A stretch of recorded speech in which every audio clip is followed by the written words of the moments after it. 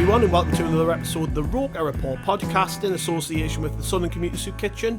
It's Gav, and we've been away for a little while. We've had a proper rules break over the New Year and the Christmas, but we are back with a bang, back regularly and ready to rock and roll. And joining me tonight is Chris. Hiya, mate. Been a while. All right, mate. Yeah, it's been kind of nice to have a break, but at the same time, there's been plenty to talk about. So I think we've got a lot to get to be honest. There has, and that's why we've decided tonight we're not going to be doing a review or a preview. We're going to just answer questions because, as the listeners will be aware, we have been pretty inconsistent over Christmas. I'm sure you can allow us that. In the meantime, what I've done is I've sourced some questions from our lovely Twitter followers who've given us plenty to talk about. They want to hear our thoughts on pretty much everything which has happened in between the last time me and you sat down. So tonight we're going to do a Q&A, Chris, which should be interesting. Yep. It's going to be a bumper episode, so might be a bit longer than usual, but we've got a lot to cover off. We want to get caught right up so that after Ipswich we can just roll back into it. Shall we start with the horrible one? Yeah, because, well, I haven't read half of them, so I'm kind of worried about what's coming up. Yeah, we're going to have to talk about Newcastle, aren't we? I mean, it's been a while now since the game. I felt, a bit flat after it. In the days that came after it, I didn't really want to talk to anyone about it. I still don't really want to talk about it. Been listening to the radio tonight. I've had BBC Newcastle on while I've been making the tea, and I think even they're getting a little bit sick of talking about it. Simon Pride keeps apologising for bringing up things which they've talked about on numerous occasions, but we've got to talk about it. We can't avoid the Newcastle game, so let's get that over and done with right at the top. We've had a few questions from the Twitter followers and the listeners, as I say. The first one, right off the bat, Sunderland AFC Info on Twitter says, did we set up properly against the Mags? Was expecting to set up like we did against Leeds. Yeah, I mean, I'll take this one, Chris, to start things off, and you can come in afterwards. But this is something which I said in the build-up quite a bit on the Friday Night Live we did before the game. I was saying that I was expecting us to maybe set up like we did against Leeds, play not sealed, not coming in necessarily, but playing like a flat back five and invite Newcastle onto us a little bit and defend properly and get organised. And one of the big criticisms of the team and of the manager, in many respects coming out of the game, has been around why we set up the way we did. I mean, it was evidenced in the second goal, perhaps more than anything, when Pierre-Emerick lost the ball on the edge of the box, 30 seconds into half, and Newcastle score, that we were trying to play out, we were trying to do things we do in the Championship, but against not only a Premier League team, but a team whose biggest strength is their press. So, in many respects, we set up against Newcastle and made it easy for them, in my mind. I know we had our chances, but the tactics for me were all wrong. I don't know what you think, but it is the big lingering doubt and frustration coming out the game that we did that. Because I just think if we maybe played a little bit like we did against Leeds, we had a better chance of getting something from the match. And unfortunately, we didn't. And as a result, we're still sat here licking our wounds, having lost 3-0. Yeah, that's it. That's the problem, isn't it? It's the big what if. We had half a chance. We were thinking that there's that small chance we can go out and beat them, and we all had our views on how we should set up. And I mean, I think that everyone, looking at our previous games, the way we set up against Leeds, and actually, Leeds are a better team than us. Look at how the league table's panning out, and look at the players Leeds have got. I mean, they're a better team than us, so we did something different against Leeds, and we had the perfect game plan, and it came off, and the players responded to it. The players actually did something that actually I don't think we'd ever expected of this team. They kind of stopped that natural instinct to play football, and Dodd set them up in a way where we played on the counter, and we looked dangerous as well when we kept trying to catch Leeds. And it all looks set up for, doing the same against Newcastle. But on the other hand, we definitely should have set up that way. But on the other hand, we're playing a top 10 Premier League side, and we could also go and say, well, would it have made a difference? There's a big difference between inviting Leeds United onto you than there is a top 10 Premier League side. Mm-hmm. So, look, who knows? If we'd set up like that, Newcastle might have gotten an early goal, then it's difficult for us to change our game plan. Then it might end up 5 or 6-0 because we've got to try and change it. I mean, who knows how it would have panned out? But you have to say that trying to play football like we did, if you look at some of our home games and how we've come unstuck against certain sides, that sometimes we haven't looked like scoring against championship sides at home. We haven't looked like creating many chances. So it was very strange that we tried to do that, and we looked like we have against certain championship sides where we've struggled to, like I said, struggled to create those chances. But on this occasion, like I said, it was a top 10 Premier League side, and you're not going to get away with that. No, I've been thinking about this the last few days. Obviously I am of the mind that we should have played a little bit more like we did against Leeds. But then I was thinking, if we did that and it went tits up. Yeah, exactly. And he would have been criticised for that. People would have said, why did we not go toe-to-toe with them? Because that's what we're best at. Yeah. So I don't know if you can necessarily win in that respect. I think the thing that rankles most with people is that while I don't think there's any doubt that Newcastle deserved to win, we didn't make it hard for them. They never really got out of first gear. All 3 goals were gifts. And we probably had just as good chances in terms of, you think of Pritchard skimming the top of the bar, the one with the outside of his boot, the shot Ekwa had, which Dubravka made a brilliant save from, the one Clarke forced out of him. We had good chances in that game. So I've been toying with it all week. I'm trying not to think too much about this game, to be honest. It's kind of in the past and you have to try and move past it. But I just think, yes, there was scope to have played differently, but there was no guarantee that there was going to be any different outcome because, as I've said to a lot of people, I actually think the players were overawed. I think the young players in particular, like Job, Ekwa, Trey Hume, Jack Clarke, the ones who I would say are the mainstays in the team, they really struggled just to do anything. And I think the occasion was too big for some of them. And it's not the first time. We've said this before when we played Stoke, that game where Alex Neil came to the stadium. We're like, all right, that is nowhere near as big as the derby, but it was a big occasion and we folded. Middlesbrough this season, yes, the referee sending off Dan Neil had a big impact on the game, but we folded. We have formed this team for folding in home games, in pressure situations. And the other side of the coin, we did beat Middlesbrough last year. We did win the first leg of the playoffs against Luton. But we had a big game player in those games in Ahmad, and he contributed. So I do just think that they probably would have won anyways, regardless what we would have done. And it hurts to say that because I really backed us going into the game. I thought their form was crap. I just thought we looked in the games leading up to it that we might have something about us. But you just saw the quality of some of their players. Bruno Guimaraes has been pretty poor recently for Newcastle. I think the sheer amount of games that they've played has impacted him. Yet he looked world class. He looked outstanding. Kieran Trippier, who everybody was saying, Jack Clarke's going to turn him inside out. You got nowhere near him. And I just think sometimes it's just that. They've got a class of player in their squad that to Sunderland isn't attainable right now. And it showed in the big game. And they've played big games this season. I mean, they beat PSG at home. They battered PSG at home in the Champions League. So, you know what I mean? Maybe it's just inevitable that this would have happened. We're never going to know because we're never going to get the chance to turn the clock back and change the tactics. But I just think when you actually think about it, it would have been a tough ask of us to win that game. Yeah, and this is the problem. Look, let's say in the third round we got, I don't know, Fulham at home or Wolves, someone like that, a mid-table Premier League side, someone who's not anywhere near the bottom.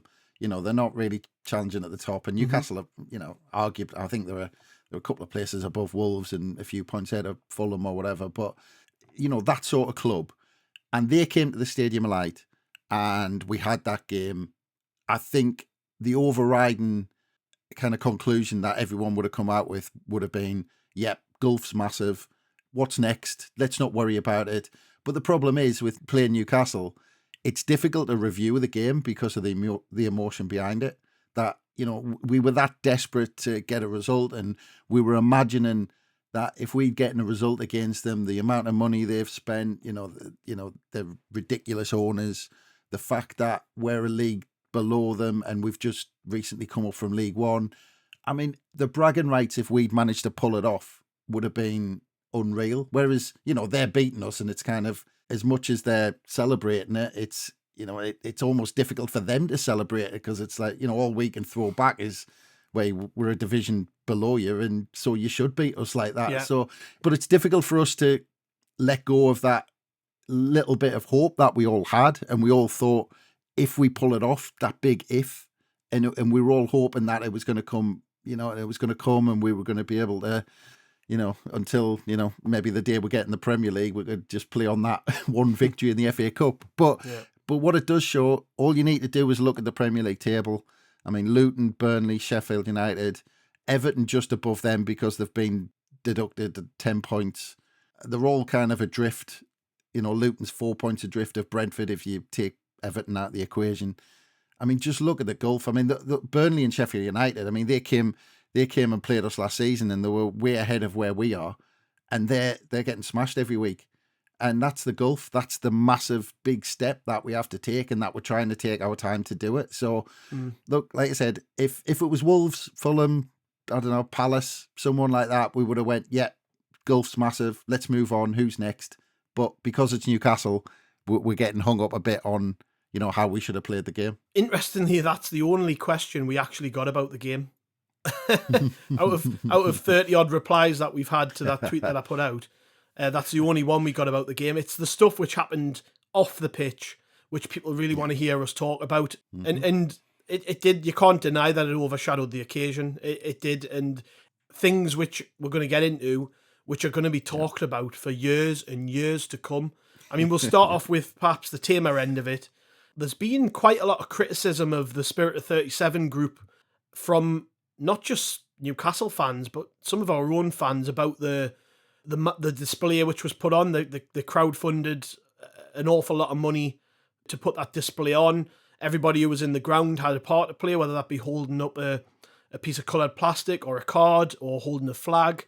But the group behind it have had such a backlash to not only the quality of the display, but a lot of people accusing them of things in terms of the use of the money. They've decided now that they're not going to do this anymore. And we've had a couple of questions about it. Niall has asked us our thoughts on the Spirit of 37 situation. James LH, he's said, given unjust in my view criticism of the Spirit of 37 display, should we be confident in being a club that doesn't need big, some would say contrived displays to show the passion of the fan base? I'll just come to you, I guess, on that. What's your overall thoughts on the display which happened on the day, but also the kind of the way that some of our own fans, yes, it's on social media, but some of our own fans have reacted to it, and then what's happened in the end, which is a very dedicated group of volunteers have decided we're not going to do this anymore going forward, not only because of the criticism we've received, but the fact that the football club haven't been helpful over the last couple of years whenever they've tried to do. I mean, this display in particular, for instance, wasn't the original idea. They had planned to do an anti-Saudi sports washing display in protest against what's happening at Newcastle, and Sunderland FC decided that wouldn't be on the table. They wouldn't allow it, so they had to change it to something which was club centric. But that caused a lot of issues for them coming away from it. But even in the build up to it, they've had problems constantly with the club, and I think just everything's got too much for them. So, what's your view on that? Oof, well, I mean, where do you start? I have to admit, when going right back to the fundraiser, and at this point we didn't know what it was going to look like, what it was going to be. I have to admit, it didn't quite sit right in December when you had the likes of the foundation and all of that sort of stuff pushing for Christmas, the Sunderland Community Soup Kitchen fundraisers and all this sort of stuff. And then you had an organisation which are all kind of volunteers and all fantastic that they do it, but then asking for people to dip in their pockets and raise, what was it? I don't know what the initial target was. I think the initial target was 15 grand or 10 grand or something like that. Yeah. And it just didn't sit right at Christmas when you've got all these fundraisers and you've got all these good causes and all this sort of stuff. And then, having said that, the owner put his hand in his pocket and put 10 grand in, which I thought on one hand was good, but on the other hand, I thought, well, hang on a minute. Like, if the club are behind it, then the club just sort it out, and help them out and just do it for them, Yeah. I mean, what's the diff? If they're trying to raise 15 grand, why stick 10 grand in? Just say, oh, well, the club will cover it. You've already covered 2/3 of it. Why not just sort the rest out, or half of it, or whatever? So that didn't really make sense. But I mean, I want to caveat all this with saying that, that all of those people who got involved in that and putting the flags out in the Roker end before the game, and because some of those flags are brilliant. That go around in the Roker end, it looks great for home games and all this sort of stuff, and it's fantastic. This type of thing was a bit weird because if you go back to the playoff semi-final, I mean that looked epic. I mean it was fantastic. But the club sorted that out. So what I can't understand was the club sorting this out, just saying, right, it's a big game, let's do something. We did something then, let's do something now. I didn't quite get why the club didn't sort that out. But in terms of this one, it was just, it just all went wrong from the start. I don't get why the initial design was okayed by the club and then they were told they couldn't do it. I mean, was that the club saying okay and then the police saying, well, actually, that might cause us a problem and it might... Or the fact that the owner had put 10 grand in and it was being used for that, Exactly. That's the other, I suppose that's the other issue, isn't it? If the club okayed it, if the club okayed it, I don't get that because surely... I mean, if we're going down this route, then we're talking about the communication within the people who are at the top of the club being pretty awful. Well, if the owner hasn't told them he's put 10 grand in and then they've went, oh yeah, well, we don't mind sticking a message out that hammers our opponent's owners at the same time when, he's probably sitting 2 seats along from him in the main stand, I mean, because, if that's going to cause him a problem. That wouldn't have bothered Bob Murray. It wouldn't, it wouldn't. I just think that it all, and we're going to get more into this because it's in the next set of questions, but it all feeds into the same sort of discussion point around how much do this ownership group actually get this football club, like at a deep level, at an emotional, local, historical level, and what actually, what a derby means, and siding basically with your opposition over your own supporters. You could spend a full podcast talking about this, but I just think that it all fed into the sort of narrative going into the game that Sunderland became a doormat for Newcastle. And okay, the original design might not have fit or necessarily been the right thing to do, maybe. I wouldn't have been taught, if they'd have done that, I would have thought great. But because they didn't, and it was a pro-Sunderland display, that was okay with me. I just think that, again, you just mentioned communication, and this isn't the first time the club have been hard for this group to communicate with. They should be making their lives very easy because what they're trying to do makes the club look great. The club use the images on social media. They use it in the advertising for the stuff that goes out for season ticket renewals. It's clearly viewed well by the football club when they do it. So, in my opinion, they should be making their lives really simple. But from what I've heard, I mean, we're just skimming the surface here. I mean, if we could probably get one of the guys from that particular group on and they could explain in more detail the issues they've had.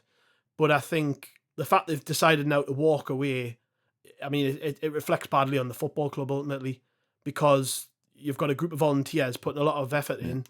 Whether you agree with the way the fundraised and all the rest of it, I would say, to be honest with you, and this is from a kind of selfish point of view, and it's us answering these and asking these questions, but I do agree, when we're trying to fundraise in December for a local soup kitchen, it is, and people are totally welcome to spend their money on whatever they spend their money on. I don't begrudge them that. Yeah. It just, you see 17 grand's worth of plastic getting thrown on the floor after a couple of minutes, and, you think, well, that money could have been used so much better.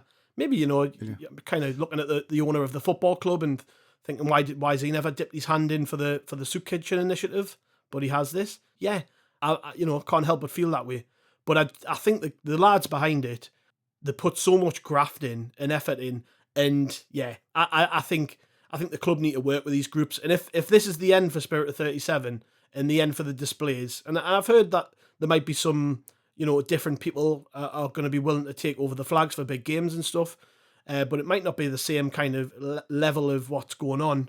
I just think that reflects badly on the football club, and again feeds into this narrative that the communication from the top down to the supporters is not good enough. Yep. I mean, look, Spirit of 37, brilliant organisation. They've done brilliant in the past. I mean, with this, I don't understand why the communication isn't as simple as, right, we've got Newcastle in the cup, we want to do something big. And the club go, right, tell us how much it's going to cost and what you want to do. And then they go backwards and forwards a couple of times where, the club say, oh, well, we can maybe give you this much. And, it depends on what design you want to do. Go backwards and forwards a couple of times, get the communication right, and sort it out between the club and the Spirit of 37. And I don't understand why it wasn't that easy. I mean, you hear about, let's just take Newcastle for an example. I mean, war flags and all that sort of stuff. You hear how that's run, and they're really close to the club, and the club fund them, and the club give them this and that, and the club help them to set stuff up. And it just seems like it's a complete opposite with us. And like I said, and if you're going to stick 10 grand in, like I said, what's the point? Just pay for it, as in just back the organisation and just say, right, well, you want to do something big, or take it off their hands like they did for the playoff semi-final and said, we're going to do something fantastic, we'll sort it out, or even get them on board, say, do you want to help us with the design or whatever? I mean, I don't understand why the playoff semi-final got done as it did, and this game had so much fuss about it. I don't get the difference. And you're talking about communication, again, talking about like people at the top of the club, and it just seems like, because you're talking about, and again, we'll come on to the other big one, but it just seems like the people at the top aren't talking to each other, and they're all making different decisions and having different views on it without actually talking to each other. Yeah. And then suddenly you've got an owner coming out saying, oh, we've made mistakes. Well, and anyway, we'll get more into that, because I'm sure we need to go into other stuff. Yeah, like let's move into that now. The big one,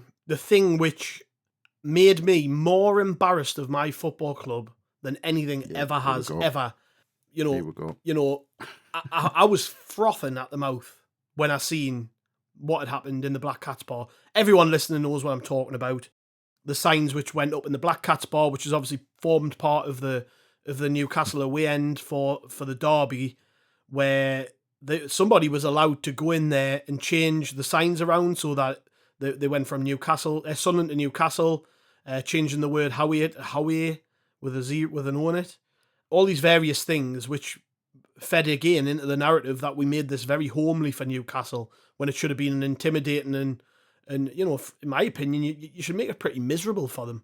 You don't want your opposition, particularly your biggest hated rivals, turning up and having any advantage. But we made it very, very easy for them. And then when those photos emerged, it caused absolute hell on. And it's not just caused hell on, it's caused nearly every news major outlet, podcasts, anybody involved in football to talk about it. National radio, all over the news, on the TV, because it was absolutely embarrassing.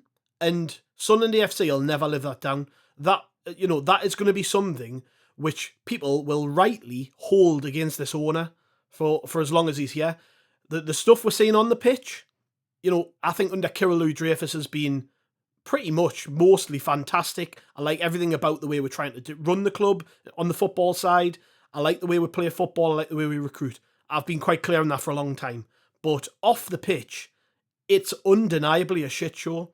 And this was that coming to a head. This was that showing everybody just how bad things actually are. Because if nobody in a real position of power knew that had happened, then that's a disgrace. It shows how mismanaged everything is. And I mean, I'll look at the questions now. They're all sort of around the same topic, but I'll read them out because people have been kind enough to send them in. John Ridley has said, when was the cut-off for criticising the hierarchy? Because some say you have to get over it and leave it be for now. Son Until I Die says, who should be held to account for the off-field issues. HJ has said, can you talk about why we can't just brush over the disgrace of the Black Cats bar from last week? Don't let it be forgotten. Rob Ellison Davidson says, will the club learn or change anything regarding the off-the-field issues after the debacle of the FA Cup? Josh Hutchinson says, why has nothing been done over the Black Cat Spa fiasco? So a range of questions there, but all around this topic of what happened and what's going to happen next. Because I was, this happened 2 days before the game. I was fuming on the Thursday. On the Friday, I got into the headspace of, I'm still really fuming about this, but the game tomorrow is more important than talking about this. And I just think everybody needs to be focused on it. Whether all of that noise actually had an impact on the team on a day, we'll never know. But they will have been aware of it. Everybody was aware of it. So what do we do now? Because we were told in the club statement, and then more so in the statement which Kira Louis-Dreyfus posted to Instagram, he appeared to be as shocked as the rest of us, which is telling in itself and quite worrying that he didn't know about this until the photos emerged. But what happens next? Because as far as I'm aware, we haven't heard about anybody's head rolling after this. I mean, like I said, it's highlighted what has been a big issue for a long time. Off the pitch, we aren't ran well. We aren't. So what has to happen next? Because as everybody asking the question has said, we can't let this lie. It's got to be dealt with. And I think the fans on this occasion deserve to know what happened and why it happened and who was responsible ultimately. Yeah. Look, you've just said the golden word there that I was going to say, that it's why. Why did we do that? And from my point of view, I want to know whether this was a mistake and someone just going, yeah, whatever, and just kind of giving someone the green light to do something ridiculous, or whether this was actually a thing during the negotiations with Newcastle about tickets. Because did this come down to money? Did Newcastle as a club turn around and say, right, well, we get this end, and right, there's going to be this bar, and the sensible thing from Sunderland's point of view, I mean, let's just get this straight. The sensible thing from our point of view is to take all of the Sunderland stuff down, because that's going to be ripped off, or whatever's going to happen, because you got loads of Newcastle fans in there, having a few beers and all that sort of stuff. So the safe thing is, if there's any Sunderland stuff up, you might as well take it down. You're gonna have less mess and all that sort of stuff.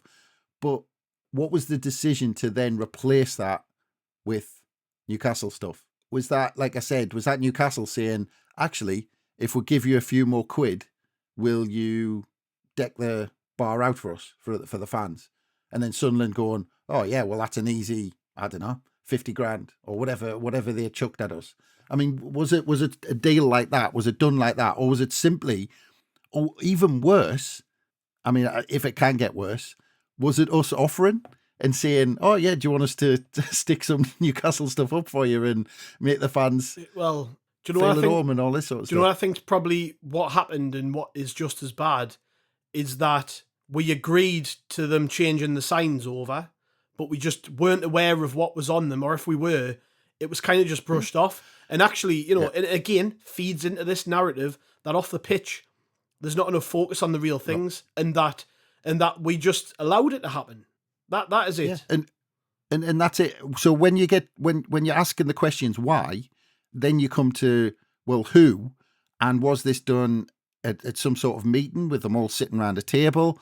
Was it done, somebody just didn't read an email? I mean, where in the chain did this go wrong? And it feeds into something we've talked about from the summer. And actually, I mean, we took a bit of stick, to be honest, in the summer, because I was going on a lot about the emails we were getting in about tickets, people, disabled tickets. People couldn't get an answer on disabled parking because they couldn't get in touch with anybody at the club.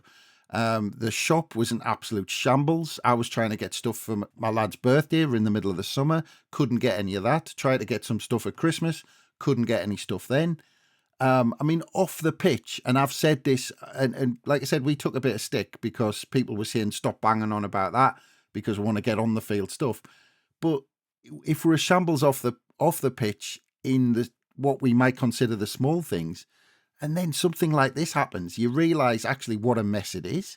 Yeah. Because they're just not. I mean, how are they making decisions? I mean, is it just one fella giving a nod and going, "Yeah, that's fine," and nobody else knows? Because then, as soon as it gets out and somebody realises what the decision is, it's kind of, we're pulling it all back in and realising what an absolute cock up we've made of it. I mean, the whole thing. And the strange thing is for me, the communications from the club, right? This should be in two parts. When it comes to the playing staff and on the pitch stuff, I think we've got it spot on. We're very quiet. We do our business. We know what we're going to do. The club don't shout about it too much. They just crack on and they just get on with it. Now, the problem is they do that with off the pitch stuff as well, which should be the complete opposite. Like, the club should be streaming full of communication all the time. This is what's happening. We're going to do this. Make sure you're all right with this, and, we're going to change the tickets over. Make sure you're all right. But the club are as quiet off the pitch as they are on it, which is an absolute disgrace. And I mean, you're saying what happens next. I honestly think, from the club's point of view, that statement was it. As far as they're concerned, they're done. And that's it.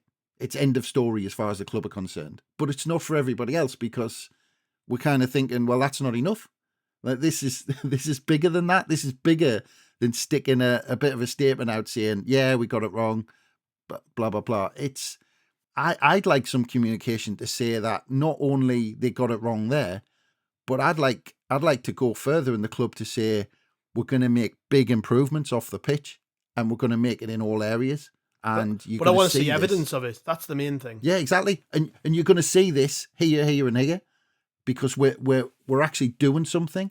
Because it's been too long now. As you said, on the pitch you can see progress in 2 years or whatever, however long it's been, and off the pitch, I'm not seeing anything.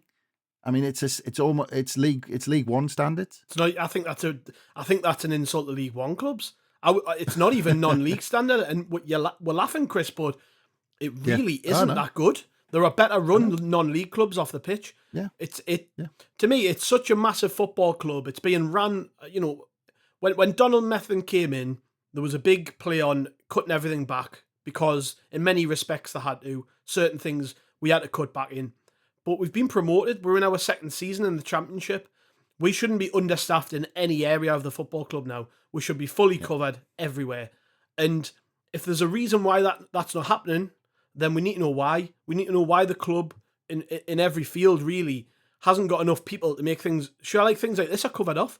Like this is just one of many issues, but it's really come to a head with this Black Cats Bar thing, because in years gone by you would have had enough capable people in the football club who would not have allowed that to happen. And as soon as the signs had gone up, they would have been torn back down, and someone had said, "What? Who's allowed this?" And they certainly wouldn't have had fans wandering around the stadium on the day they were putting out the paraphernalia for the display. They wouldn't have had fans wandering around the stadium in the executive boxes in the Black Cats Bar and seeing this, because that's how it got out. The only reason we know about this is because Sunderland fans were in the stadium and had seen the signs line around and all the rest of it. That just yet again highlights how bad it actually is. And Kirill said in his statement that he would do whatever he could to put things right, because it's clear that a lot needs to be changed. Now we have to see evidence. How long that I mean, people are saying now, sort of, how long do we wait to see evidence that change is being made? I mean, there's going to be I think in the next week or two, there's going to be a meeting between the supporter groups and the club. I think it's the first one in a long time. And all of these things, the club are going to have been briefed on. They know they're going to get asked about it. It's going to be very, very interesting, because in previous meetings, Steve Davidson in particular, whenever a big issue has been raised, has went away and said, we're going to look into it. And then there's been no evidence of anything happening.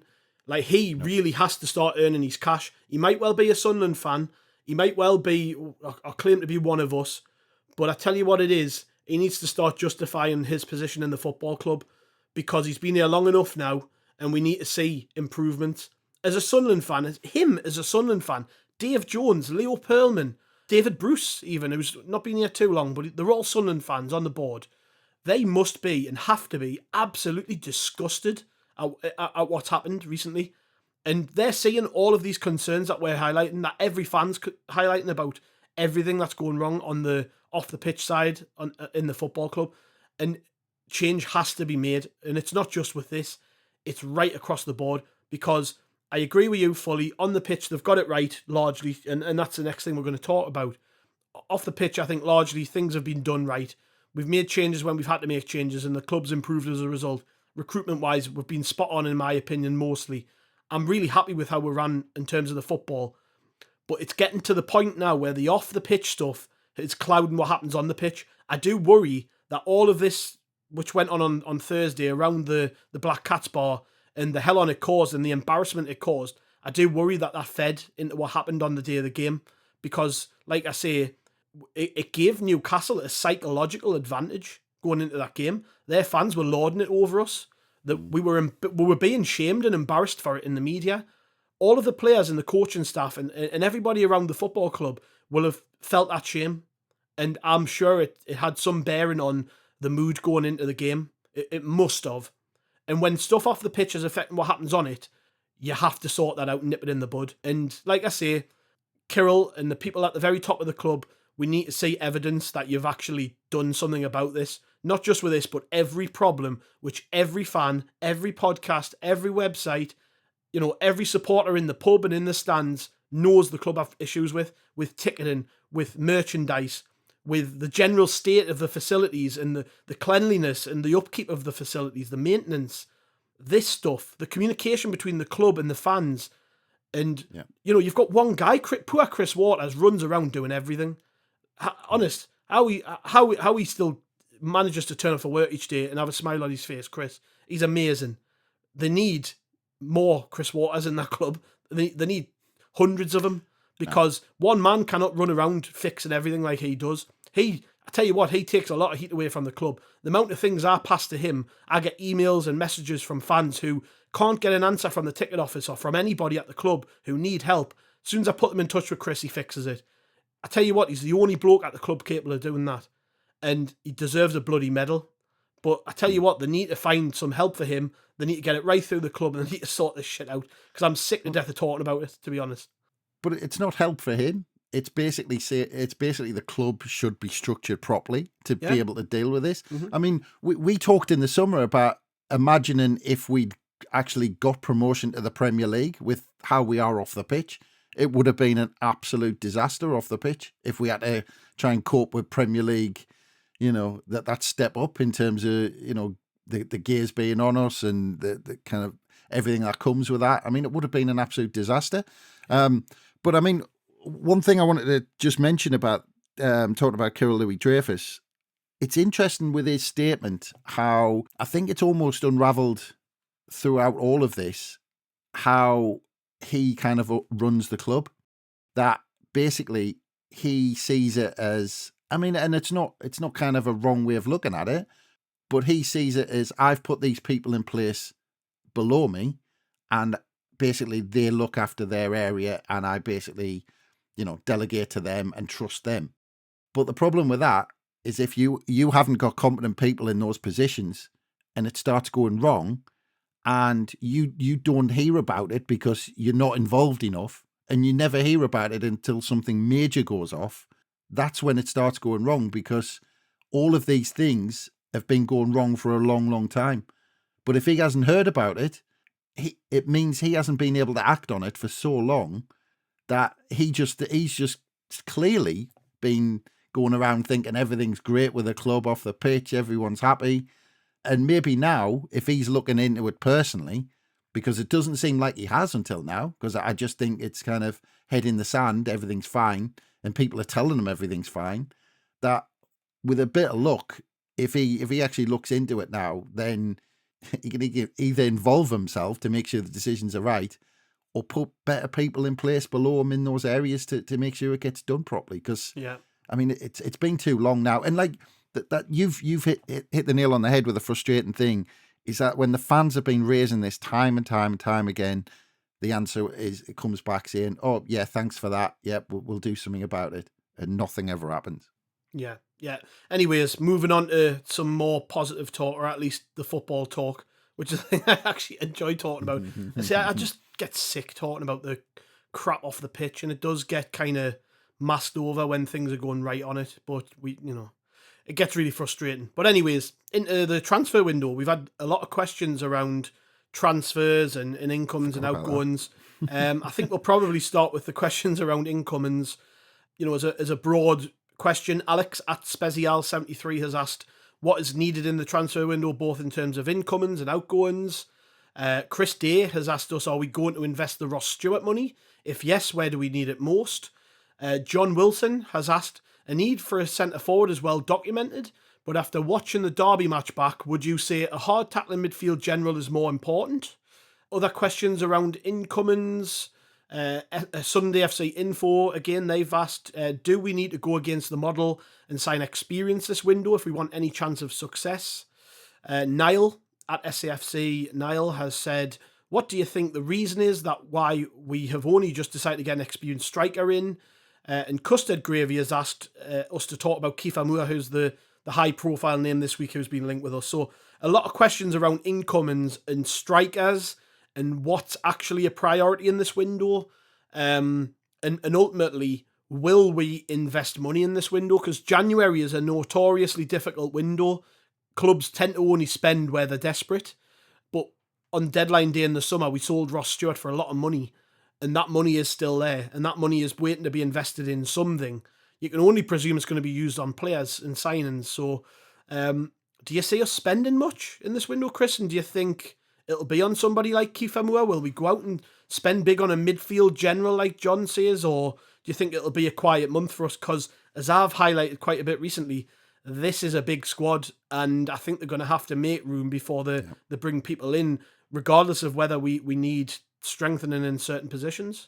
Yeah, we talked about this in the summer, didn't we? And I think Christian Speakman's got he's got a very rigid kind of squad structure that he wants. You know, it's almost like if you draw the squad out, and he wants the right numbers in each position, and he wants someone who is maybe considered that little bit. I mean, when I say older, I'm talking about, 22, 22, 23, and then someone below them who's that little bit younger who, if they get injured, suspended or whatever, can step in and maybe do the business and step up and all this sort of stuff. So I think he's got a very rigid structure that he wants as a squad in his mind.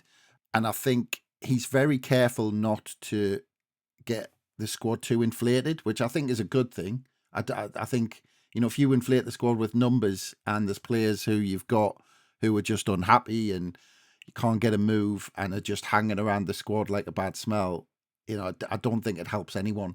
So I don't think that's a bad thing necessarily. But again, going back to the summer, one of the big things I kept banging the drum on at the end of the window is that I thought we were short in central midfield. And I thought that was the only position I thought we didn't kind of really reinforce in. And having Ekwa and Dan Neil, I mean, I think at one point this season we lost them both, I think, at the same time, overlapped like a week or something, with suspensions or something like that. And when Ekwa was out. But so I'm with you. I think we'll be seeing people either leave on loan before people come in. I'm not sure. I don't think January's a really weird month for permanent deals. So I'd be surprised if, people are going on about, big name players. I'd be surprised if a big name player went. I'd be surprised if people went for big money in this window. But yeah, I think we'll strengthen in one or two positions, centre midfield, possibly at fullback, depending on how fit we think certain players are who are coming back. We've lost Cirque and we've lost Niall Huggins. Yeah, exactly. Both long-term injuries. Adji Elise struggles for fitness. So you're looking at that. We've got Adji Elise, we've got Trey Hume, and then we've got sort of putting people like Seal out of position. It's not ideal. So I think you could be right on that. I mean, we were linked, and that's cool. I've not really heard much about it, but we were linked with a Ukrainian fullback last week, whose name I can't remember, but I think he played for Dynamo Zagreb. And there was talk he was going to be released on a free transfer and he would come here for free. All of that makes sense, really, with us, because we don't really like to spend money if we can avoid it. And it's not a priority position. He would only be backup. He's Ukrainian, and we do seem to be acquiring quite a few Ukrainians. I know we've got Nazary Rustin in the first team, but there's obviously the two lads who are part of the under-21s team who are Ukrainian. So that's maybe a market we are trying to exploit. But I'm with you. I think fullback is the one position people aren't really talking about much, where, we can't rely on the fitness of Elise. We can't rely on the fitness of Sirkin. Huggins is out long term. It could end up being a problem position. It's the only place where I look and I think we could end up being short here. So that is one, yeah. But I mean, central midfield, to me, I agree with you. I think we looked at that one in the summer and we thought maybe Matete would return sooner than he did. He's only just came back, and there's been a rumour he's going back to Plymouth. That could potentially happen before the end of the window. I can see that happening. He isn't going to get a look in here. He's never been fit. I don't know. And Corey Evans has had a bad injury and he's older. Yeah. And it's like, if he comes back, great. But when's he coming back? What shape's he going to be in? How much is he actually going to be able to contribute? And then you look at the form of Pierre Ekwa. Since we got him back from injury, I think we've actually had a question about this from somebody about Pierre Ekwa further down. I might as well read it out. Shane Hagan said, why does Pierre Ekwa seem to have 10-minute naps in every game he plays now? Where's our ball-playing enforcer gone? That is a real concern that his form has tailed off, and he's got no real competition for his place. So, centre mid, full back, and then obviously up front, a lot of people are talking about the striker situation. We have 4 through the door, but only one of them seems to be any good, and even then he's barely been used. So people are going to be looking at centre forwards, but the problem with centre forwards is, and particularly ones ready to play in the Championship who score goals, everybody wants one, and they don't grow on trees, and we aren't going to spend big money to get them in. So yeah, those are probably the 3 positions everyone's looking at, but it's whether we actually get what we need, isn't it? Yeah, that's it. I mean, like you said, the big question marks, you've got big question marks at fullback because you've got Pembele, who I can't remember who it was against, but there was an under-21s game before Christmas where Arsenal, he looked the business. Yeah. But he looked the business, but he's had massive injury problems. Who knows? He might just break down again. You've said that about Elise. Trey Hume, the way he goes into tackles, you just know at some point he's going to be suspended at the very least, if not picking up an injury. So you've only got 3 kind of recognised fullbacks there. 2 of them, you put your hat on that they're going to get injured. So I think we need another one at fullback. I think we definitely need one in midfield. The Pierre Ekwa 10-minute nap, I mean, it's interesting, isn't it? Because every time Tony Mowbray talked about him, he talked about Ekwa's attitude. And it's part of the reason we all love him, because he's that type of fella. He's got that type of attitude where it's, it is a bit, it's very laid back, and he's, but the thing is as well, I mean, the question was talking about being a ball playing enforcer, but Ekwa's never been that. Ekwa is what he does best is read the game, and he steps in and picks off passes. So half the time, Ekwa isn't that one who goes in with to smash someone in a tackle and win the ball. Ekwa is that person who reads the game and nicks the ball off someone and gets us up the pitch. But since his injury, he needed to be brought back slower than he did. But the problem was, and going back to the summer, we didn't get anybody else who could step in. So the minute Ekwa was ready for first team football, he was put back in. And at his age, we shouldn't be doing that. With these players coming back from injury. I mean, it's all well and good. It's great, getting these players young and all this sort of stuff. But the problem is, if you don't back them up, you're rushing them back from injury. And when they're young, they keep recurring and all that sort of stuff. And, so he's never been quite right since he came back from injury. The striker position is a strange one because, as you said, we brought 4 in. So what do you do now? Right, what do you do with the other players you've brought in? So you've got Rusin, who I think he's looked all right.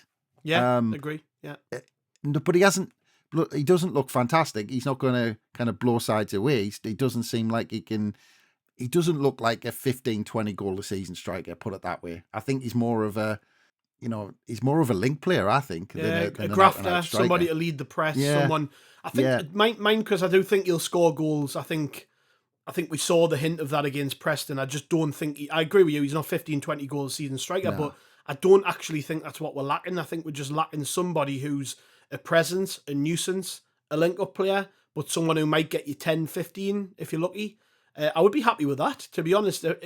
It's more about what they contribute to the team. We saw plenty of times with strikers, they just stand up there and do. Now, Charlie White got 31 goals and people weren't bothered that he left because that is literally all he contributed to the team was goals. And people then were saying, we want somebody who does a bit more, who gets involved.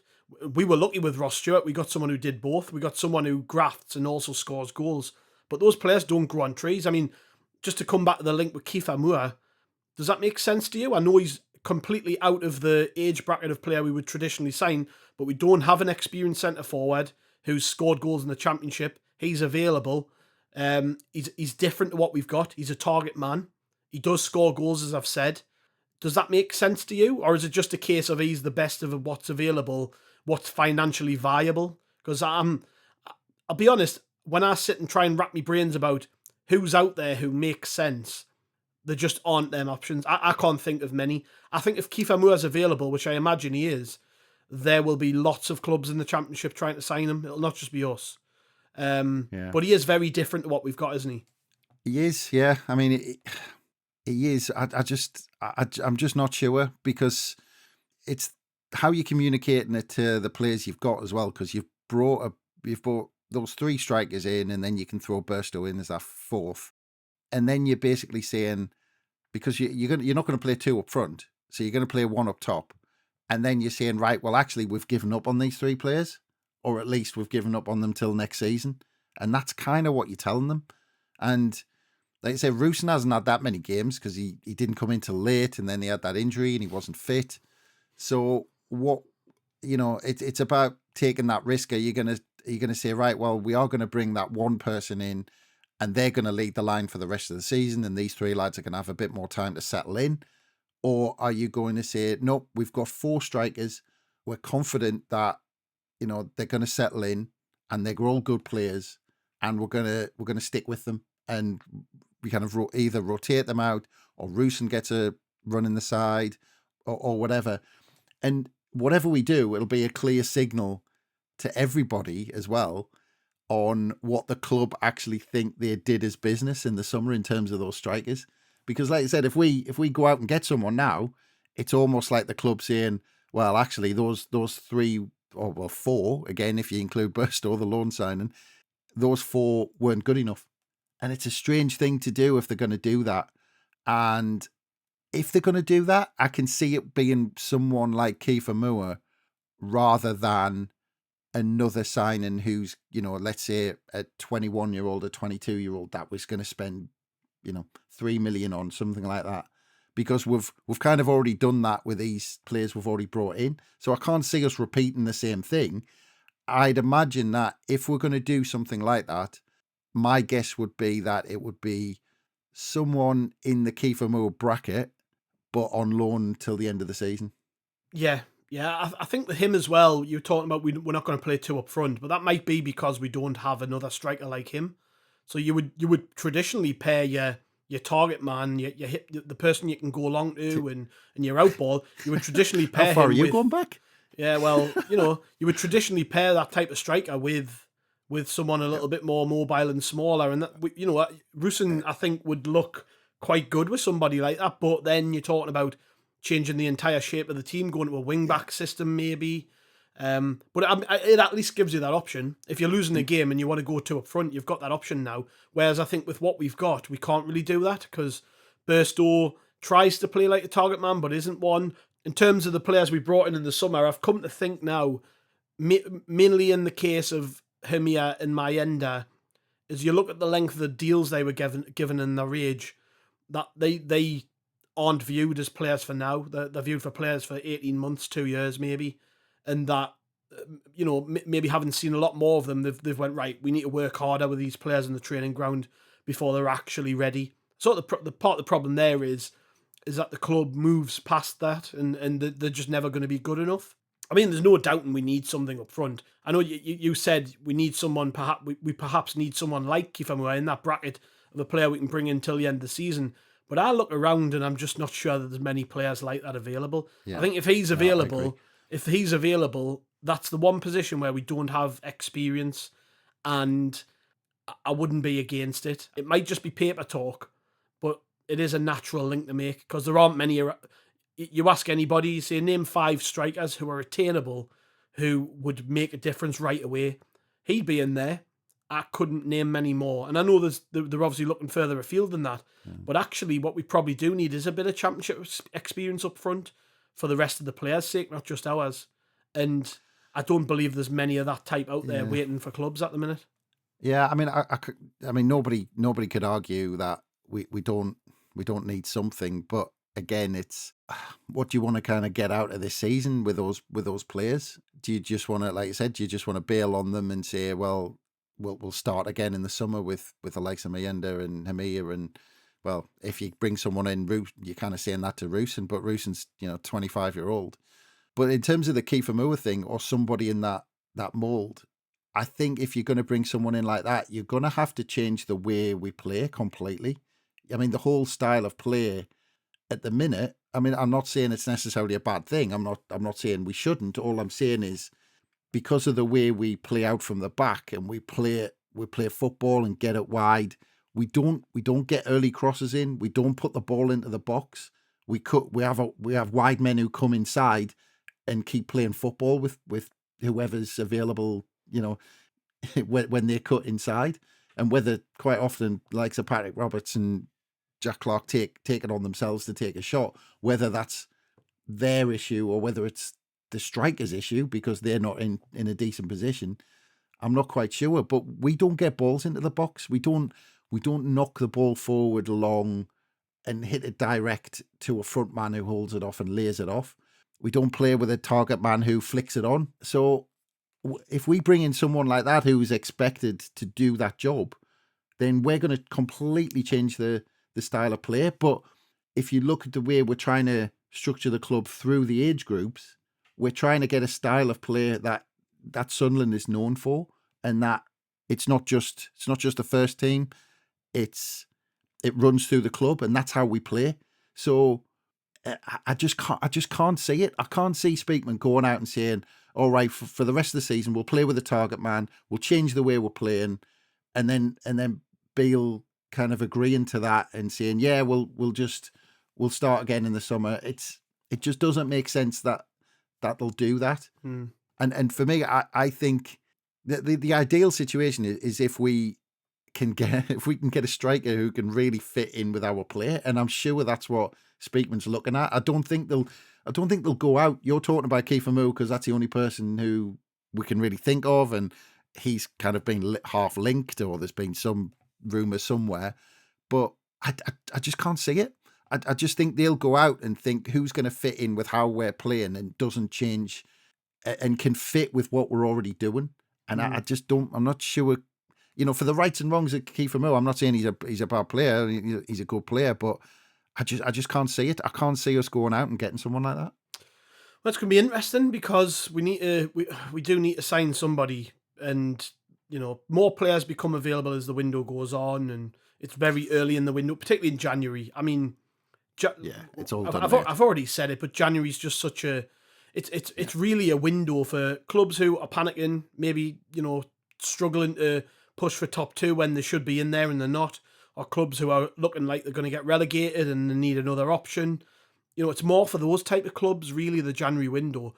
I actually think if you ignore the bluster around the club, we're pretty stable. We're only talking about a couple of positions here, really 3 positions where we actually need people. You look at the squad, all right, you can go into every player and say, well, I don't think he's good enough yet, or I don't think he's right, or I think we should sell him. But on paper, we've got a lot of players. You mentioned that Arsenal game Pembele played in earlier. I was at that match. We had a full 11 of players on the pitch who hadn't played in the game before, and then a full bench. Well, 4 players on the bench. Jewison Bennett was meant to be on there, but wasn't. But, that would have been a full bench of 5 and a full team of players who hadn't played in the game before. That's a lot of players not playing football. And we do have to think about the outgoings, which is what I'm going to move on to now. I mean, the most high-profile link we've had so far in January is Jack Clarke. He's the best winger in the Championship. Everybody knows it. He's had a fantastic season so far. He's scored lots of goals. And, at his age, given his ability, teams in the league above are going to be looking at him. I've got no doubt about that. He was constantly linked with Burnley in the summer, and that never came off. The rumour now is that West Ham want him. They're going through a mini crisis at the minute. They've got players away on international duty for over a month. They've got players out injured. They probably already needed a wide player. And all of their issues which have came about in recent days with injuries and stuff has only exacerbated that. Jack Clarke to West Ham, can you see that happening? Because I think with any player leaving the club now, the deal has to make sense for us. And there's been a bit of a narrative that we're just going to sell anybody who's worth any money. But the evidence is quite the opposite. Ross Stewart's the only player we've sold under this ownership for decent money. And that has turned out to be the right thing. I mean, they didn't know he was going to break down again, but we sold an injured player for a lot of money, and he's the only player who's gone out of the door so far. But now there's talk of our best players being courted by top teams, which will happen. Jack Clarke's the one now because he's high profile. We've also seen links for Dan Neil going elsewhere.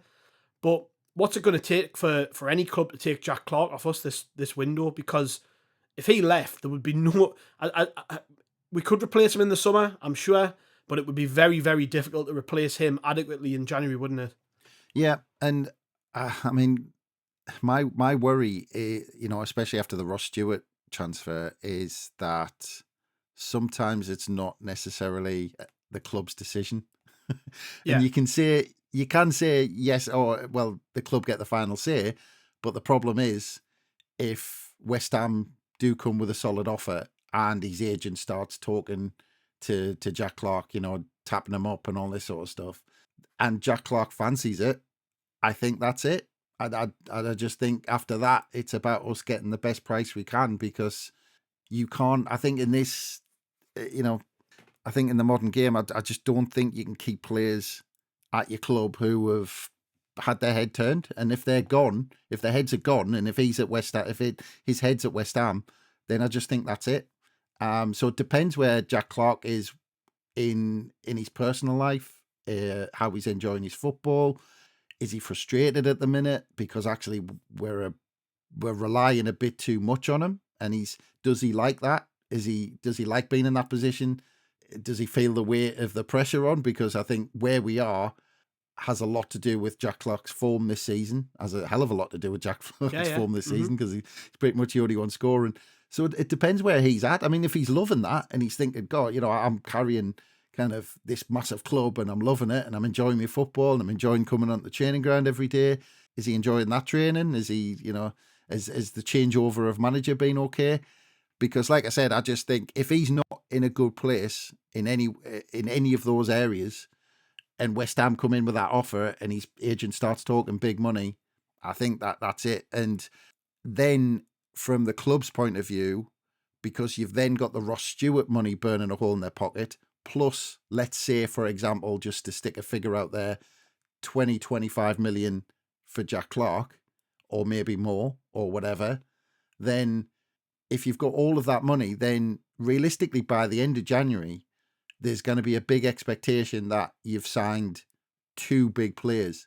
You've signed a major kind of striker who can get you goals, and you've spent decent money on him, and you've got a really good wide player to replace Jack Clarke, because you can't then put all your eggs in one basket and rely on one player to hit the ground running and replace Jack Clarke, because he's the only one scoring at the minute.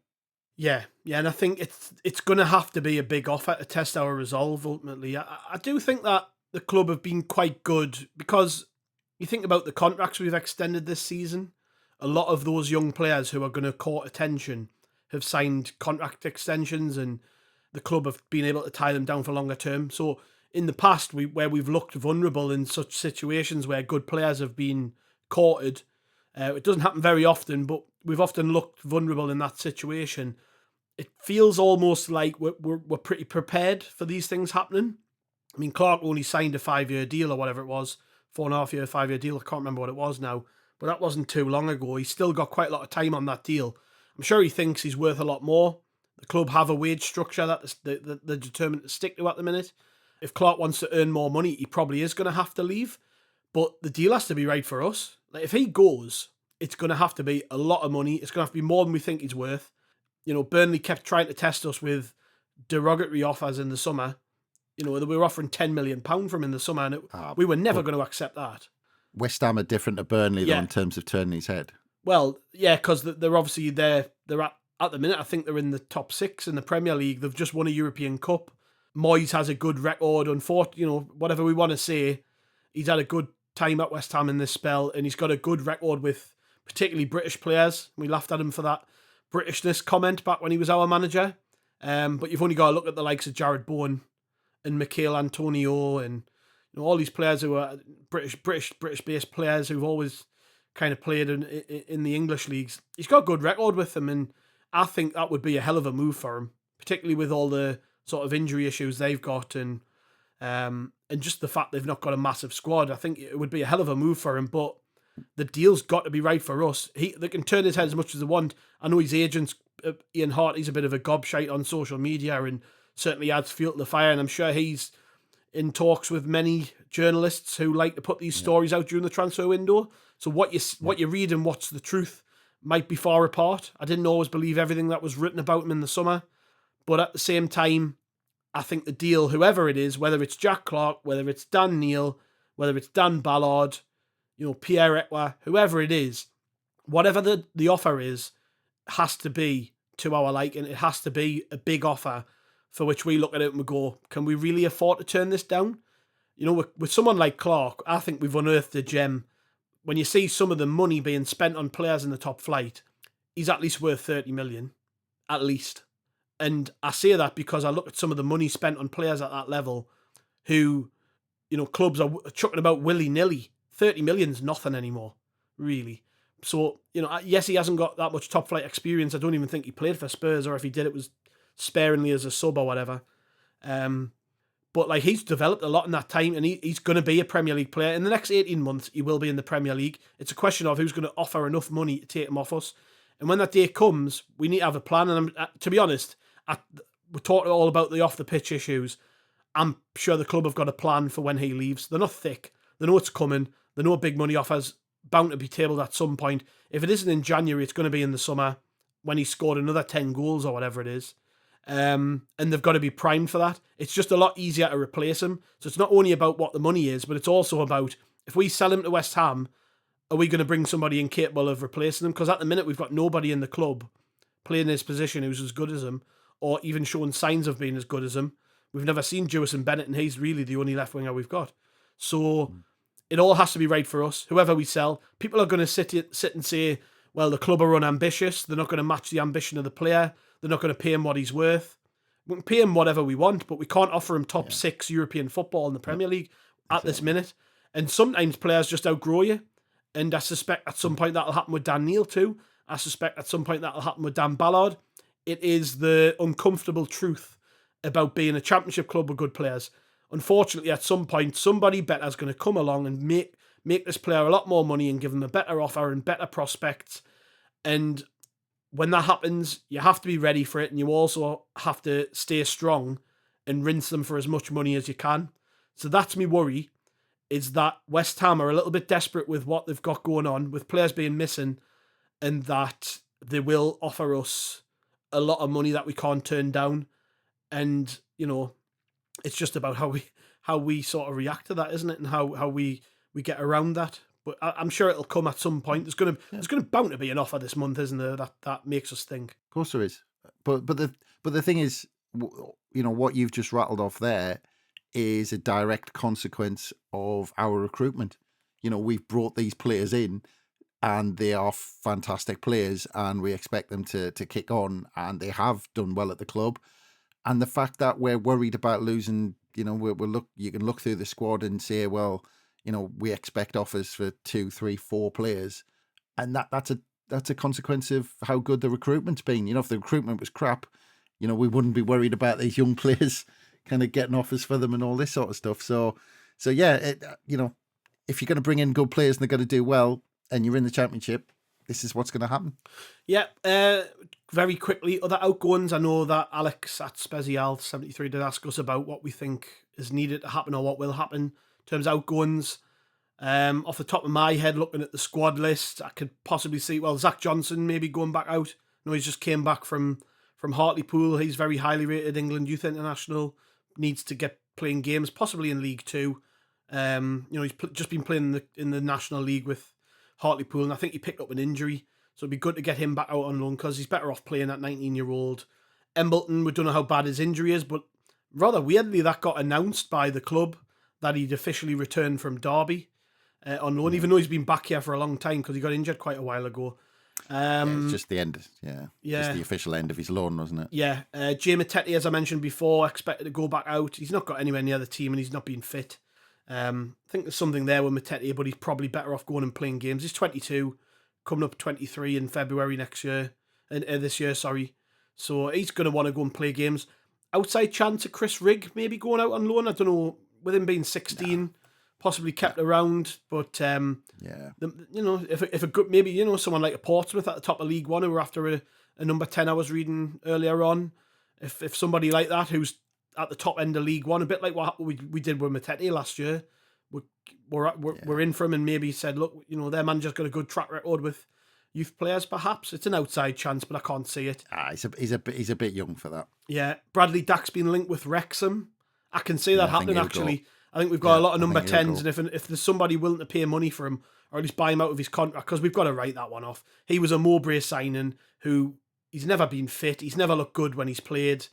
If we can get rid of him, then get rid of him, I would say.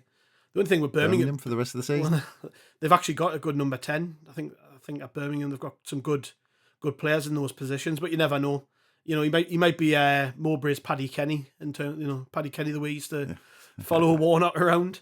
Other than that, I think they'll keep Mayenda and Hamir about, just get them up to speed, ready for next year even, and occasionally coming off the bench when we need them and things like that. Ellis Taylor, I think, needs to leave. Coming up 21-year-old, went to Hartlepool last year and got sent back. Has actually had a canny season with the 21s, hasn't he? He's been scoring goals, playing left back mainly and right back. But I just think he needs to go and play somewhere. He's not going to make it at Sunderland. Jewison Bennett has been vocal, I think, in the fact he wants to be playing games, and he was, I alluded to it before, but he was supposed to play in that under-21s game. This might be new info for people, but I don't mind sharing it. He wasn't happy with being on the bench in that game, and then ended up not playing at all. He wasn't even part of the bench. Ended up sitting in the stands. He was sat not far from me, and then left very early, and I think he was rewarded with a place on the bench for one of the games recently. Beale mentioned it, saying he'd been working hard in training.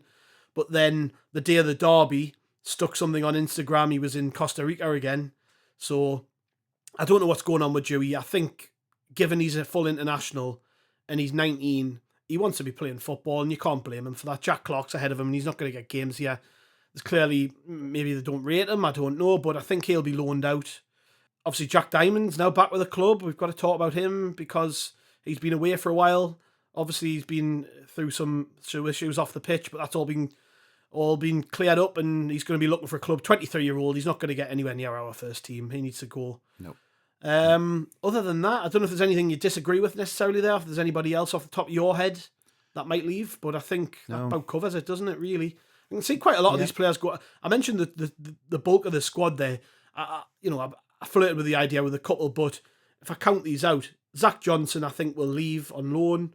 Matete going permanently, perhaps. Bradley Dack going permanently. Ellis Taylor, Jewison Bennett. I think there are going to be quite a lot of players leaving, which might not make a great deal of wriggle room on the wage bill, but it'll make room in the squad, won't it? 7 players, a lot of them being attacking players, and so I think it's going to make room naturally, and that's what we need. I think maybe just sort of concentrate the squad and bring in quality rather than numbers. I think that's possibly what's needed, isn't it? Yeah, I just see quite a few loan players going out and trying to trim the squad. I don't see anything major going out unless something ridiculous happens. So yeah, I can't see. It is going to be interesting with the likes of Jewison Bennett, Hamir, some of those people. See if with the club think they need games elsewhere. But other than that, I think it's going to be no-brainers. Yeah, we'll rattle through some of the rest of these questions, mate. We've been going on a while, but we've got quite a lot left to cover, so we'll try and move along. The manager is the next topic. We've got a few questions on Michael Beale. We all know he wasn't a popular appointment. We've had a question from Niall at SAFC. Niall, who's asked, why did we still appoint Beale even after a backlash? Something Till I Die at 1973 Mackham has said, how long should Beale be given before he can be fairly judged? A lot of people still not having him. I think he's had a poor first game against Coventry. No one can get around that. How much of that you pin on him, I don't know. He'd been in the door. Matter of days, really. Then followed that up with a draw at Rotherham. Beat Hull, beat Preston. So the draw at Rotherham was a poor performance, but all things considered, we were getting beaten that game and didn't play well, and we came away with a point. Went away to Hull and Preston, who are both fighting for the playoffs, and picked up 3 points in both those games. Sorry, Preston was at the Stadium of Light. But 2 clean sheets, 2 wins against teams near us in the table. And then obviously the derby, which we've already talked about. A decent enough start, I guess, given the fanfare, or the lack of fanfare, I should say, about his appointment. But like I say, at 1973, Mackham has said, how long should he be given before he can be fairly judged? What do you think? Well, I mean, I remember everyone talking about last season about Tony Mowbray and saying that with the striker situation and all this sort of stuff, then, let Tony Mowbray get to the end of the season, see how he does. all this sort of stuff. And I think the same thing this season. I mean, you can't judge him off 3 or 4 games and all this sort of stuff. And I think at the minute, what Bale's done is kind of carry on where we were. I think we were patchy. We were patchy before we made the managerial change, and we've been patchy since. Yeah. So I mean, I don't think that much has changed, and I don't think you can expect a manager to put his stamp on things within the first few weeks, especially over Christmas, where, you know, his first game was the 23rd, when, like you said, I think he'd been appointed a couple of days before that. And then you've got Then you've got a game on the 26th, you've game on the 29th, and then you've got a game on the 1st.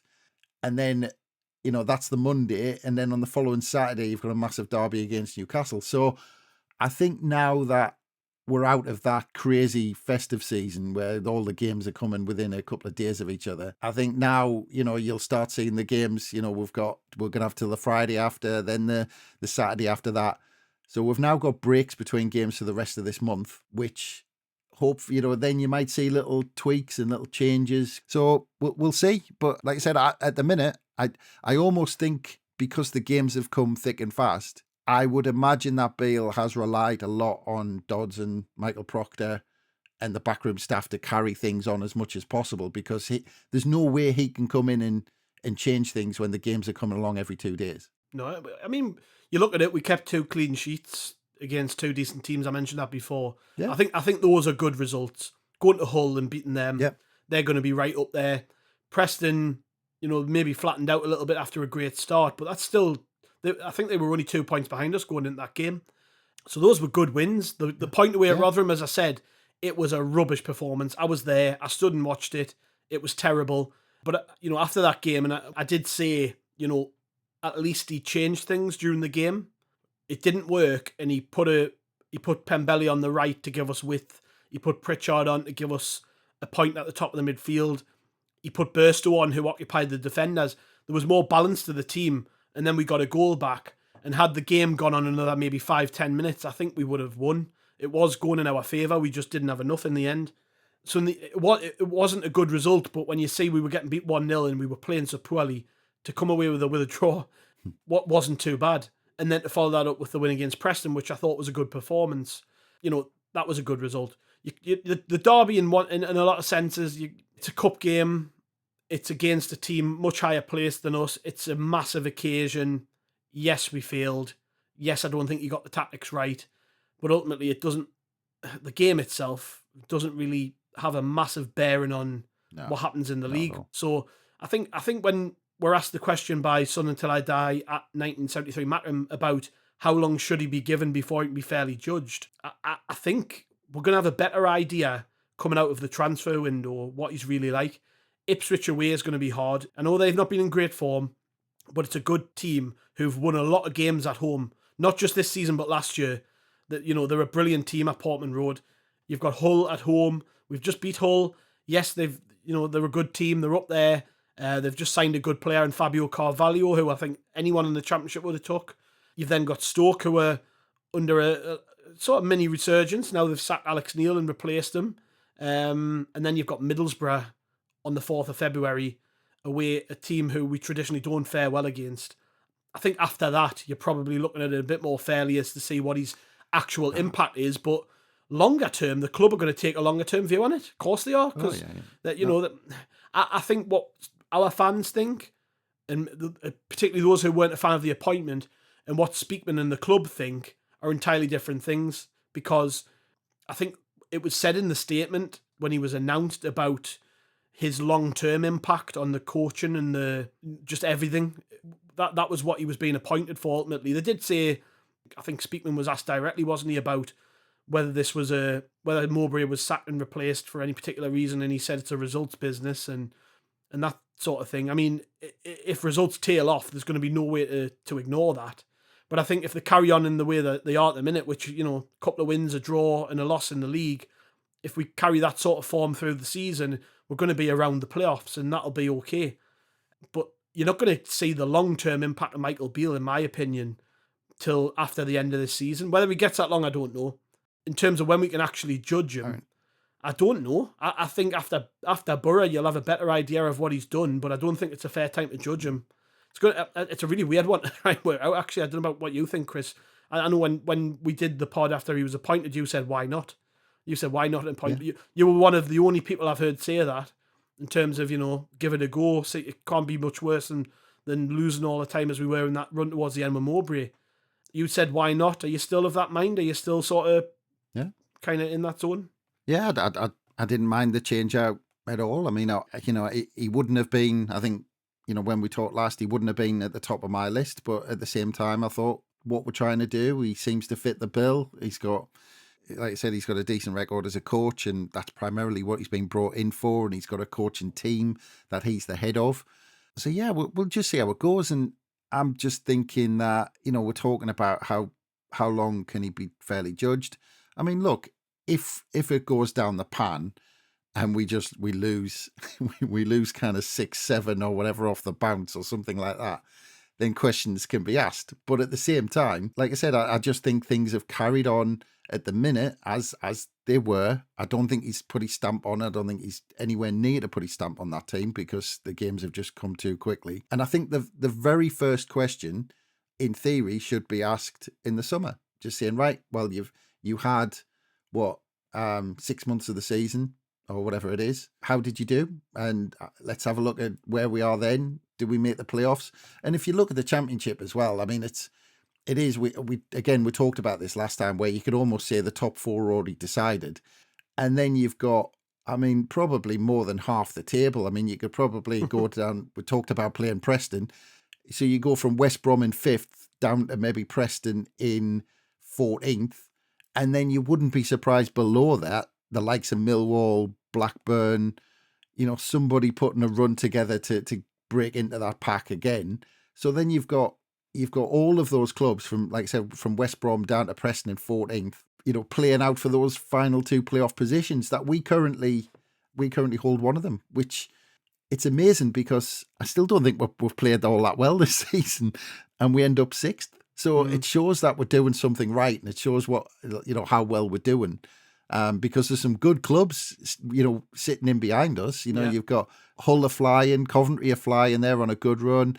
Watford have got some good players. Middlesbrough are kind of sitting there looking a bit dangerous. Norwich are sitting 13th. So, for us to be sitting 6th, we must be doing something right. And let's just see how we are, how we're doing at the end of the season. Just to go back to that one that I read out from Niall about why did we still appoint Beale even after the backlash. They listened to the fans when there was backlash over the potential of appointing Farioli in the summer, and that never happened. And look at him now; he could be managing in the Champions League next season with Nice. So I don't think there was any chance they were going to react any differently. They went through a process. They'd already, if you believe what you read and what I've been told, apparently he was their number one choice from the off. He interviewed well, but they interviewed 6 other people. And he was the one that they always wanted, and they got him in the end. If that's their mindset, and they wanted him, then they were always going to get him. It wasn't going to make a difference what the fans necessarily thought. I mean, I've never seen a backlash. I must be honest, never seen a backlash to a potential appointment like that ever. But time will tell. They're all appointments are risks. I would never have had him on my list of who I wanted. We'll see. We'll see how it goes with Beale. He will leave at some point. They all do. They all leave. No matter how popular they are, they all leave. It's about what state he leaves us in, isn't it?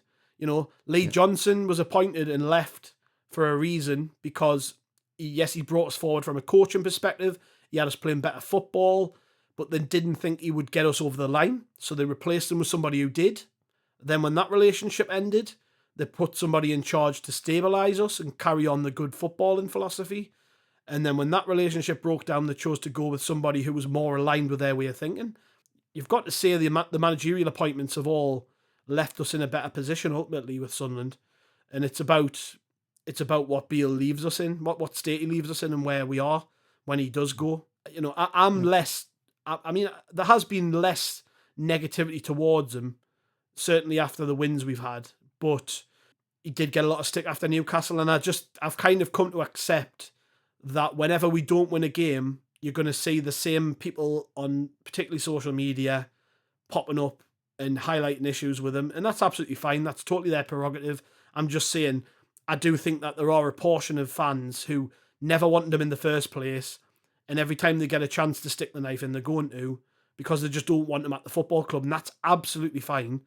But I'm still on the fence with them, because I don't think what we've seen to date is any reflection of him, because of everything you just said before, Chris, about time on the training pitch mainly. Yeah. He came in a couple of days before. First game was a couple of days before Christmas.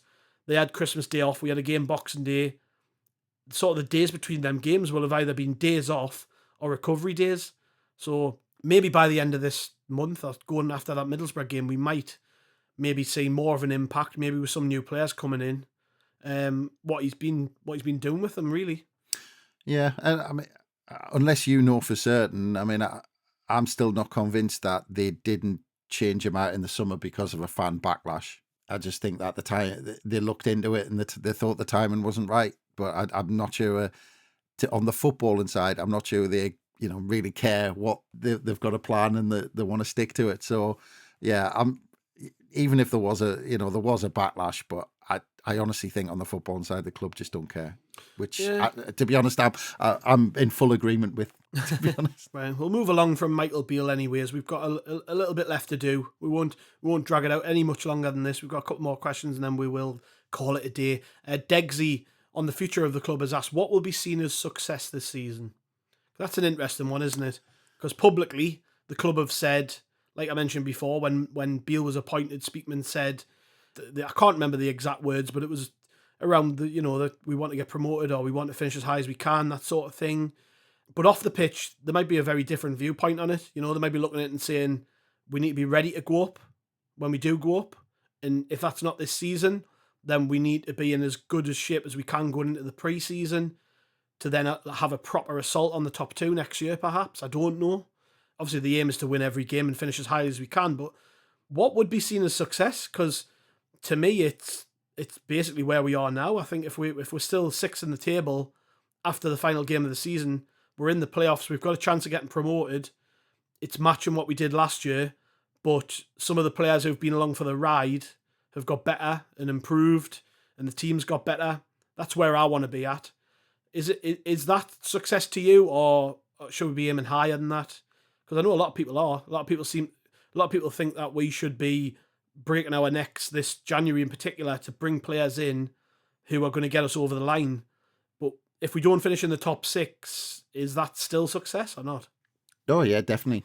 I think in most people's minds that we finished fifth last season in our first season back. I think if you're just saying what is success, I think the bottom line is playoffs. I think to finish and but the other thing you have to consider is it's a tougher championship this season.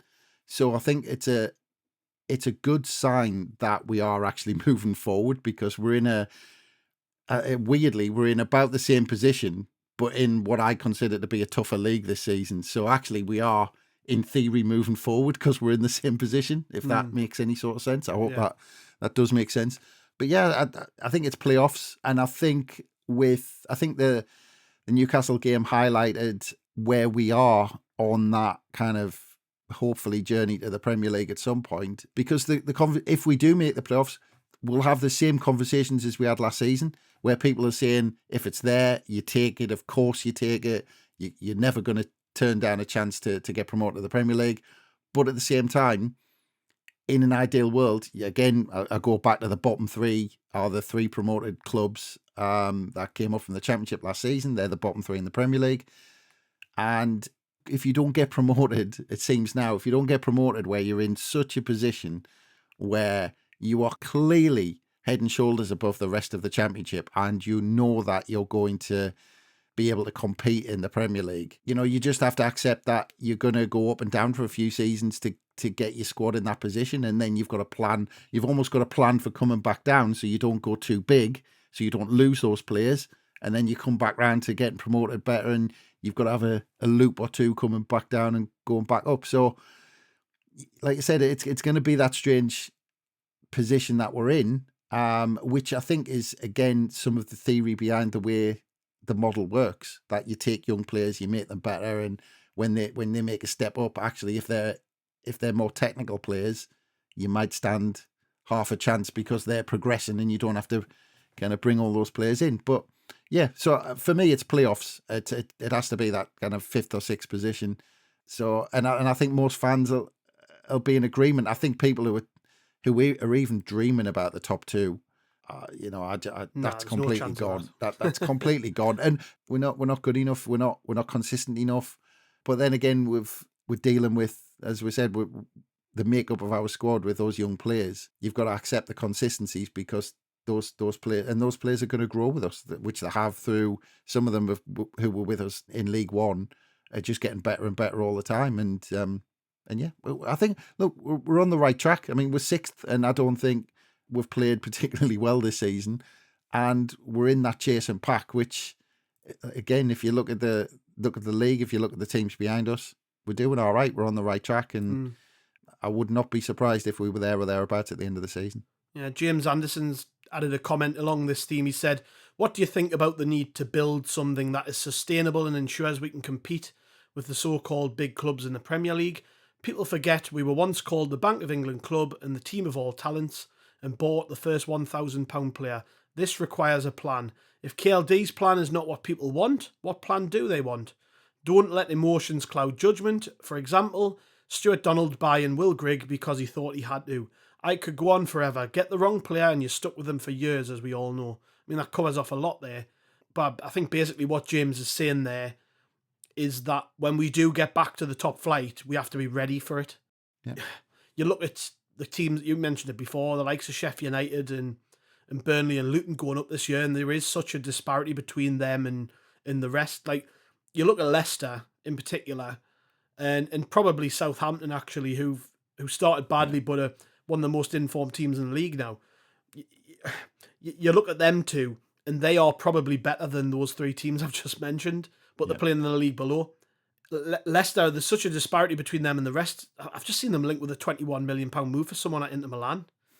You know, there's such a disparity between them and everybody else because of the parachute payments. And to be honest, they've earned that right by being in the Premier League in the first place. If you get there and you come back down and you've got all that money to spend, you've earned it because you've got to the Premier League at some point, and that's your right. And as long as parachute payments exist, that's going to be the case. For Sunderland, it's about when we do it, how do we do it without breaking the bank, and how do we do it sustainably, but also how do we do it with a squad that can grow with us. And I think that's what we're trying to do. There's going to be bumps in the road. We're going to make signings that don't work out. But I think overall, we're in a better position than we were when KLD took over on the playing side of things. The squad is night and day in terms of the difference. And somebody pointed out when we played Newcastle, 6 of the team that started that game were part of the team who got us out of League One. So this team is growing with us. We finished 6th in the Championship last year. We got to a playoff semi-final.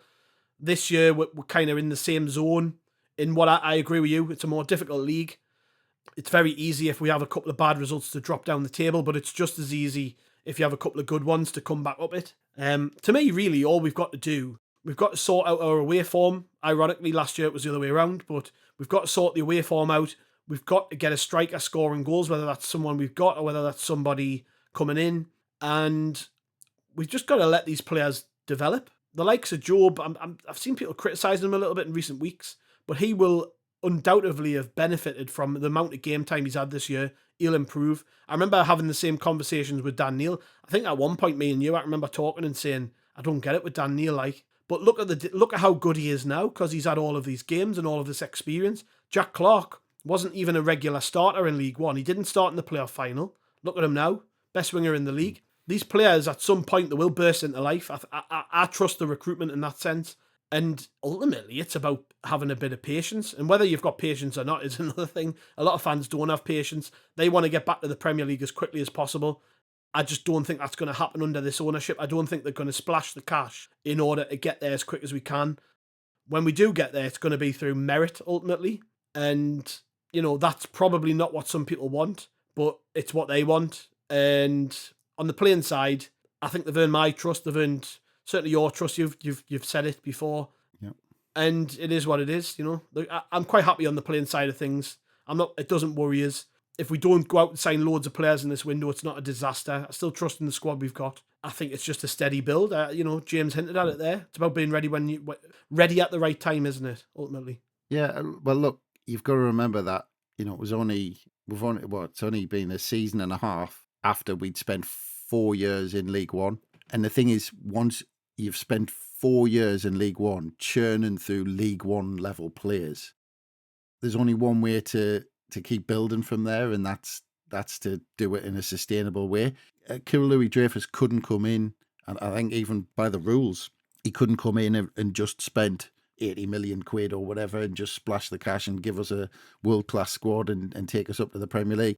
You can't do that now. So you have to have a plan, and this is the plan. And the main take home from me is that at the end of each year, you look and you kind of say, are we better off than we were last season?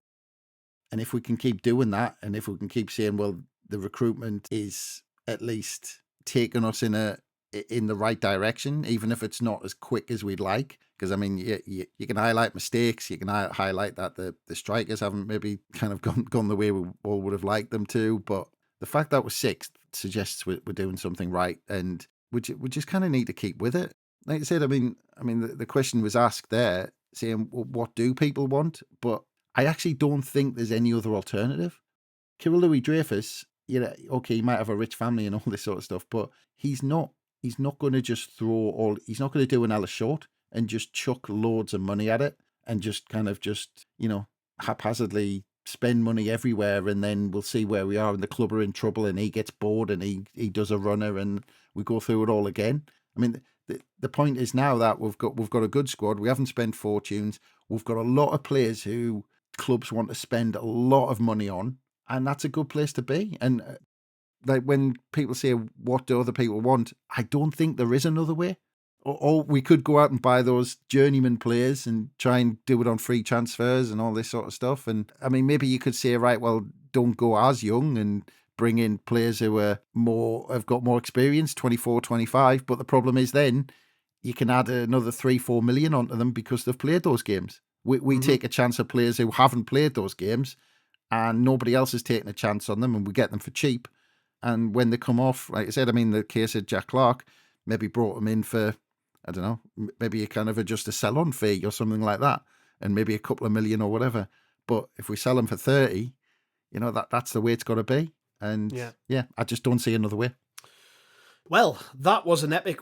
But I've really enjoyed that. It's been a good chance to catch up and really talk about everything which is going on around the club. We've covered off a lot, mate. I'm surprised you've not yawned, because you're notorious for yawning. I'm absolutely knackered. Well, cheers, mate. Thanks for joining us. It's been good to catch back up with you. No worries. Cheers to the listeners. If you've made it this far, well done. We will be back, like I say, with a more regular schedule now that the New Year and Christmas is out of the way, with a review show after Ipswich. So thanks very much for listening. We'll catch you then.